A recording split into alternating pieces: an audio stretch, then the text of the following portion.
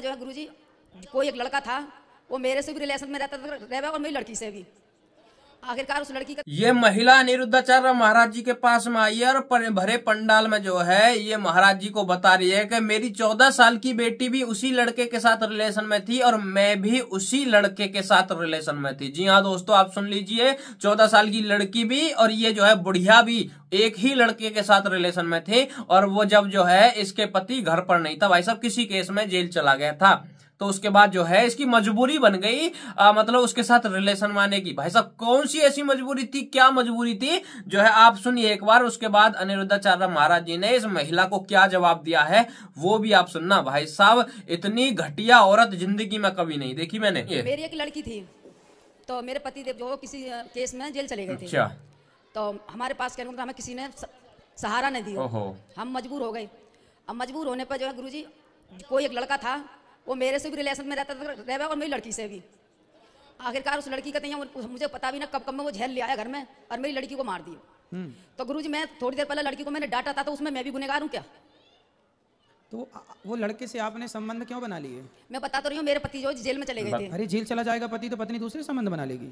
नहीं, मेरी मजबूरी ये थी कि कहने को मतलब एक तो रिश्तेदार भी था, वो कहने को मजबूरी रिश्तेदार भाई। मेरे को ऐसा भी पति अभी कहाँ है पति? अब तो बाहर है। तो पति को ये पता है? हाँ, मैंने बता दिया था, मैंने छिपाया नहीं था बिल्कुल भी, कहने को मतलब जिससे कि कोई बात ना हो इस वजह से। तो बेटी को जहर काहे दे दिया उसने? ये तो पता नहीं गुरुजी, मुझे 3.5 घंटा बाद पता लगी थी, जब कही थी किसी ने मुझसे कहते लड़की रोज जहर के मार तड़प रही है। फिर तो उसको फिर जेल नहीं करवाए?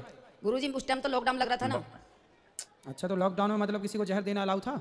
नहीं था गुरुजी, बस डर तो ये भी था ना कि कहीं ऐसा ना कोई हमारे ताई भी कहने लगे कि इसमें तुम भी शामिल, क्यों घर में जहर था, हमें पता नहीं था जहर घर में था। क्यों मैं तो आए दिन बीमार रहती हूँ, का नाम गुरुजी, तो मैं ऐसे करके मैं रसोई बसोई में कहीं तलाशी ना लेती हूँ, मैं किराए के मकान पर रहूँ। फिर पूछना क्या है अब? वो यही पूछना है उसमें, कहने जैसे मैंने लड़की को धमकाया था 1 घंटा पहले, तो उसमें कैसे क्या बोला था आपने? मैंने ये बोला था, मैंने किसी के दोहरे ना बैठते हैं, कोई ना आज के जमाने में कोई सहेली है ना कोई नहीं, वो तो आपने एक माँ होने के नाते समझाया, ठीक है वो। हाँ, मैंने यही बोला था किसी के पास मत ना बैठे, मैंने कि जमानो खराब है, तो बस उसी में सोचती हूँ मैं कहीं गुनहगार तो नहीं हूँ। नहीं, आपने तो ठीक है, लेकिन ये सब नहीं करना चाहिए। चरित्रवान बनो, चरित्र की पढ़ाई जरूरी है। चरित्रवान बनो, बच्चों को चरित्र की शिक्षा दो। ऐसा नहीं है कि पति ना हो तो हम किसी और के संग रह लें। आदमी, स्त्रियां तो पति मर जाता है तो उसकी विधवा रह के जिंदगी गुजार देती हैं। उस बात को तो गुरुजी मैं पछताती हूँ, बहुत पछताती हूँ कि हो सकता है कि वो मेरे पास ना आता तो मेरी लड़की ना मरती। बिल्कुल 14 साल की लड़की मेरी खत्म हुई है गुरुजी, मेरे को कभी भी नींद नहीं। 14 साल बताओ भाई साहब, बिल्कुल मतलब इस बेशरम औरत को शर्म भी नहीं आ रही बिल्कुल भी। यहाँ पर आकर के जो बता रही है इसको शर्म भी नहीं आ रही, और ये जो है मजबूरी बता रही है, किसी ने साथ नहीं दिया, मजबूरी हमारी बन गई उसके साथ रिलेशन में आने की, और ऊपर से वो रिश्तेदार। भाई साहब कौन सी ऐसी मजबूरी आ गई थी? हाँ, क्या मजबूरी आ गई थी? हाँ, बिल्कुल शर्म वरम कुछ है या नहीं है? अरे मुझे तो कहीं ना कहीं ऐसा लग रहा है जो तू बात कर रही है ना, भाई मैंने अपनी बच्ची के लिए इसलिए इंसाफ नहीं मांगा क्योंकि भाई कहीं ना कहीं लोग हम पर ही आरोप लगाने लग जाएंगे। बिल्कुल यही बात है, कहीं ना कहीं हो सकता है तूने ही अपनी बच्ची के साथ में ये सब करा हो, क्योंकि अगर जो है वो लड़का ऐसा करता तो तू जो है उसके खिलाफ कोई ना कोई एक्शन जरूर लेवाती और अपनी बच्ची के लिए इंसाफ मांगती।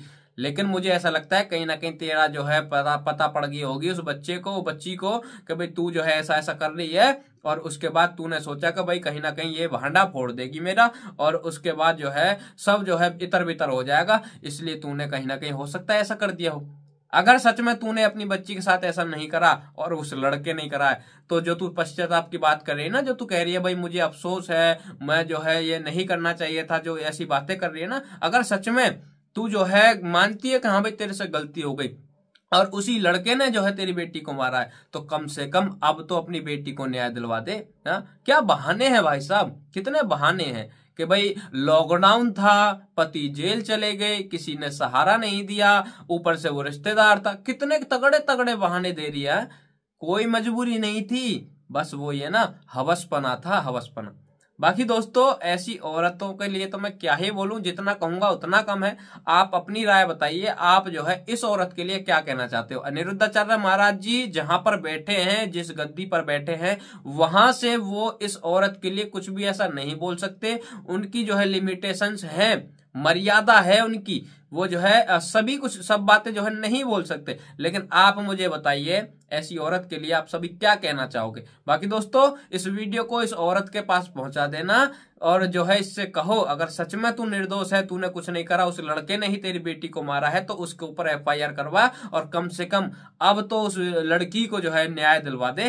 हाँ, सभी भाइयों को जय श्री राम, हर हर महादेव।